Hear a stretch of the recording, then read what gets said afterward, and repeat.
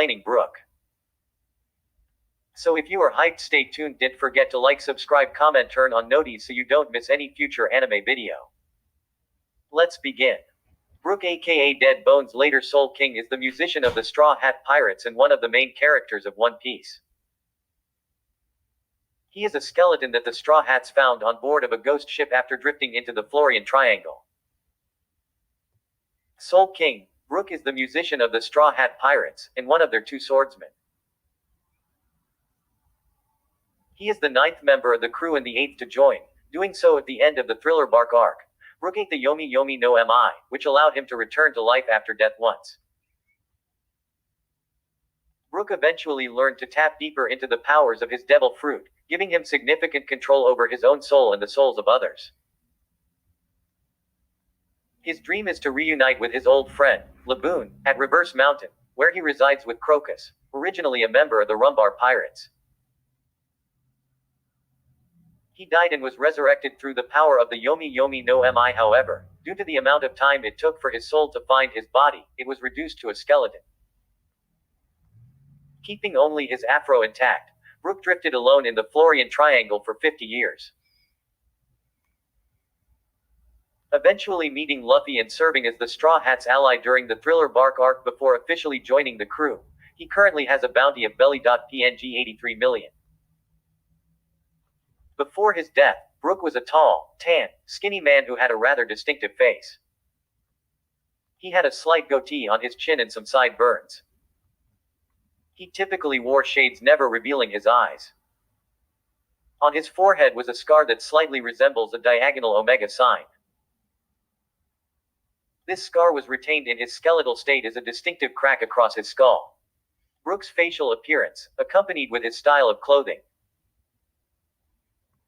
resembles a type of appearance and style that is commonly associated with various music artists such as Ozzy Osbourne, Jimi Hendrix, Slash, and other musical celebrities with similar features. Before the timeskip, Brook is an extremely tall skeleton dressed in formal attire complete with top hat and cane. Standing at 266 centimeters in height, he is the second tallest member of the Straw Hat crew, having been edged out by Jinbei. Despite having no skin, he still has an afro, which he says is because his hair has very strong roots. Brook's style was that of a gentleman, consisting of a coat, top hat, trousers and afro, which were black, while the inner linings of his coat were yellow-orange. The cravat that was tied in between his coat and around his neck was blue. The outer covering of Brook's cane sword, which he carries, was purple. Also, due to his many years of seclusion, his clothes were somewhat tattered. After the timeskip, he has now changed to more colorful and high-end clothes, as though to represent a rock star. He has heart-shaped sunglasses, a yellow feather boa, a new top hat with a giant crown on the brim, and orange-red trousers with a floral design. Despite being a skeleton, he grew to 277 centimeters. During the Punk Hazard arc, he wore a flashy striped coat.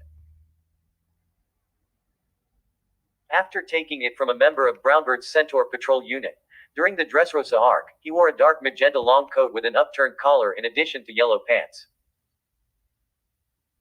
While shown on Zoe during this arc, his second outfit consisted of a pink shirt with a white polka dot pattern, orange and yellow striped trousers, and pointed dark-colored shoes. He also donned his original pre-timeskip top hat, a blue bead necklace, and he swapped his heart-shaped sunglasses for a more traditional black pair, 52 years ago.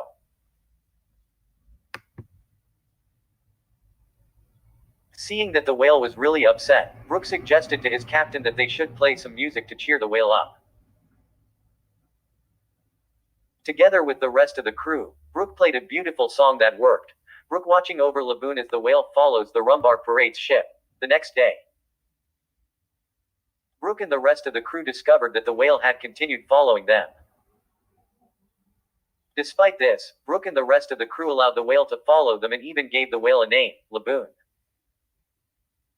Since then, Brook and the rest of the crew went around adventuring with Laboon tagging along. Together they went through a lot, all the while singing joyful songs. As they journeyed together with Laboon, Many of Brook's crewmates noticed that he was the one that Laboon was closest to. When Brook and the rest of the Rumbar pirates were about to enter the Grand Line, they suddenly faced a dilemma. Since Laboon was still a baby, they feared that the Grand Line was too dangerous a place for such a young whale.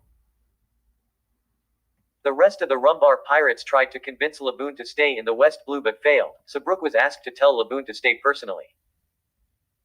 Brook tried to convince Laboon but likewise failed. Unable to do anything else, Brook and the other Rumbar pirates tried to ignore Laboon in hopes that the whale would be dissuaded from following them and leave. Their plan seemingly worked and Laboon was not sighted for some time. Brook, Laboon, and the rest of the Rumbar pirates partying one last time. However, when Brook and the rest of the Rumbar pirates entered the Grand Line, they were surprised that Laboon had followed them into the Grand Line through the reverse mountain, seeing that their ship had some repairs to be made anyway. Brook and the rest of the crew continued to sing along with the whale while their ship was being fixed. After 3 months of fixing their ship,